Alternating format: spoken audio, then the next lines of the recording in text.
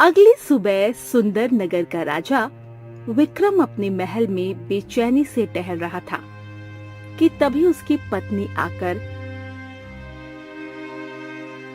उससे बोली।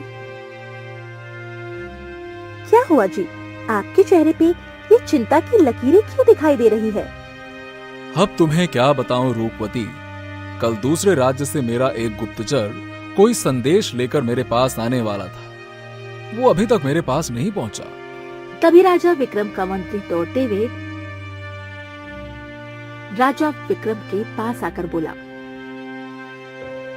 महाराज महाराज, जिस बात का डर था वही हुआ।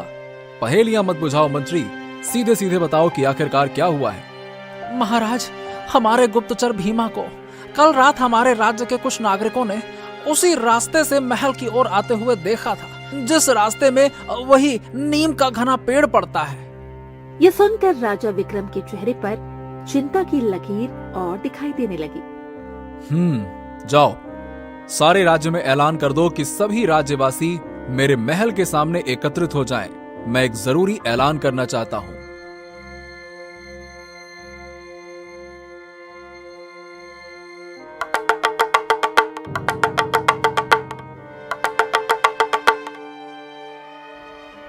कुछ देर में सारे सुंदर नगरवासी महल के सामने एकत्रित हो गए। राजा अपने महल की छत पर सभी लोगों से खड़े होकर बोला।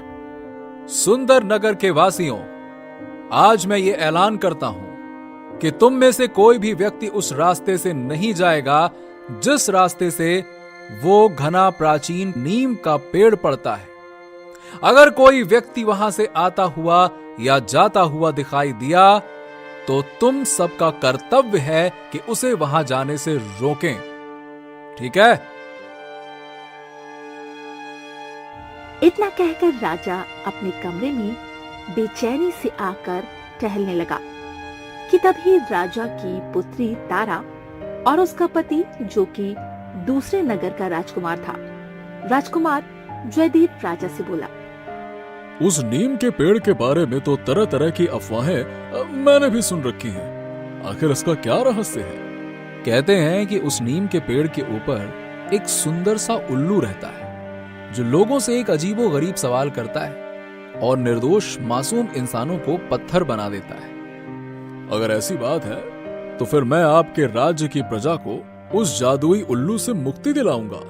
नहीं राजकुमार, ऐसी गलती से भी मत करना। अरे नहीं महाराज, मुझे मत रोको, मैं भी उस उल्लू के सवाल को सुनना चाहता हूँ।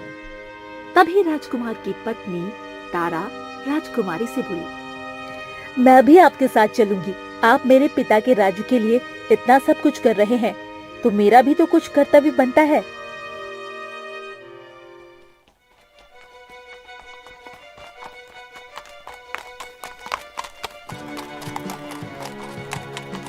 राजकुमार जयदेव अपनी पत्नी तारा को लेकर दोपहर के समय उसी प्राचीन नीम के पेड़ के पास पहुंच गया। राजकुमार ने देखा उस पेड़ के पास एक बहुत ही सुंदर सा तालाब था। तभी उस तालाब के ऊपर राजकुमार को पत्थर की मूर्तियां तैरती हुई दिखाई दी। राजकुमार अपनी पत्नी तारा से बोला। मुझे लगता है ये वही मासूम निर्दोष इंसान है जिन्हें पत्थर बना दिया गया। राजकुमार ने इतना बोला ही था कि तभी उसके कानों में उसी उल्लू की आवाज टकराई।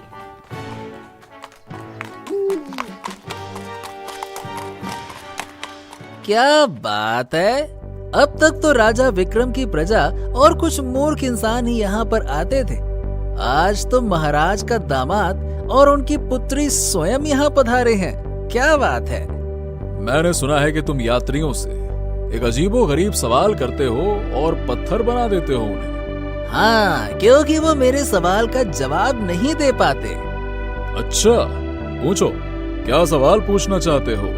बड़े निडर हो राजकुमार, लगता है तुम्हें अपने ऊपर काफी भरोसा है। जादुई उल्लू ने राजकुमार और तारा से वही सवाल किया जो उसने भीमा से किया था। सवाल ये है कि एक तरफ तुम्हें एक हीरे से भरा हुआ जंगल दिया जाए, वहीं दूसरी तरफ तुम्हें एक दूसरा जंगल दिया जाए जो अंधेरे से भरा है। तुम बताओ कौन सा जंगल लेना पसंद करोगे? तारा आहिस्ता से अपने पति राजकुमार जयदेव से बोली। ये तो बहुत ही आसान सवाल है, इसका उत्तर तो आप आसानी से दे देंगे। जाहिर सी बात है, कोई भी इंसान अंधेरे का जंगल क्यों चुनेगा, वो तो हीरो का ही जंगल चुनेगा। नहीं तारा, कुछ तो रहस्य है। राजकुमार उस जादुई उल्लू से बोला। मैं अंधेरे से भरा हुआ जंगल चुनूंगा। राजकुमार का सवाल जवाब सुनकर उल्लू बुरी तरह से चौंक पड़ा। तुम पहले इंसान हो जिसने सही उत्तर दिया, लेकिन शायद तुम नहीं जानते, तुम्हें इस उत्तर के बदले में उस अंधेरे से भरे जंगल में जाना होगा, और साथ ही साथ तुम्हारी पत्नी को भी। मैं तुम्हारी बात का मतलब नहीं समझा। मैं भी जानना चाहता हूँ कि उस अंधेरे से भरे जंगल में आखिर ऐसा क्या है। अचानक उस नीम के पेड़ पर एक रास्ता बन गया। राजकुमार जयदेव समझ गया कि अंधेरे जंगल में जाने का रास्ता यही है। राजकुमार जयदेव अपनी पत्नी का हाथ पकड़कर सीधे उस रास्ते के अंदर चला गया। कुछ ही पलों में राजकुमार जयदेव और उसकी पत्नी ने स्वयं को एक बड़े ही भयानक जंगल में पाया, जहाँ के वृक्ष किसी राक्षस की भांति मालूम पड़ रहे थे। ये कैसा जंगल है जयदेव? यहाँ तो अंधेरे के अलावा कुछ भी नहीं है। क्या यहाँ पर सूरज नहीं निकलता? तभी राजकुमार जयदेव और तारा के कानों में बहुत से लोगों की चिल्लाने की आवाजें टकराई। तारा, इस जंगल में हमारे अलावा भी और भी इंसान मालूम पड़ते हैं। हमें तुरंत वहां जाकर देखना चाहिए। लगता है उन्हें मदद की आवश्यकता है। राजकुमार जयदेव तारा को लेकर आवाजों की दिशा की ओर चलने लगा।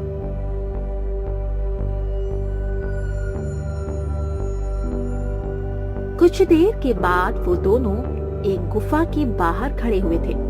उस गुफा के अंदर जाने वाले द्वार में बड़ी बड़ी मोटी सलाखें लगी हुई थी। उन सलाखों के अंदर गुफा में बहुत से लोग बंद थे। तभी उनमें बंद भीमा राजकुमार जयदेव की ओर देखकर चिल्लाया। ओह, आप तो राजकुमार जयदेव हैं, महाराज विक्रम के दामाद। मेरी मदद कीजिए, मुझे यहाँ से निकालिए।